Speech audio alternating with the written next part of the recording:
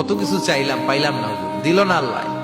বলে না আপনার সব দোয়া কবুল, তবে কবুল হওয়ার 3টা সিস্টেম আছে। কয়টা? চান্দুল্লার ভাইয়েরা মনে থাকবে কয়টা? আপনি যত দোয়া করছেন সব কবুল, কারণ আল্লাহর কাছে কিছু চাইলে আল্লাহ ফিরাইয়া দিতে জানে না। আল্লাহ জানেই না কেমনে ফিরাইয়া দিতে হয়। সুবহানাল্লাহ কোন?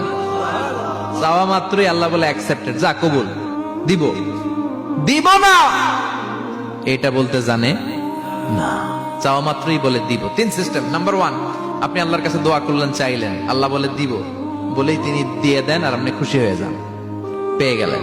নাম্বার 2, আপনি আল্লাহর কাছে দোয়া করলেন, চাইলেন, তখনও আল্লাহ বলে দিব, তবে এখন না, সবুর, একটু পরে দিব। কখন দিলে আমার জন্য ভালো, আমার চেয়ে ভালো জানে কে, পরে দিবে।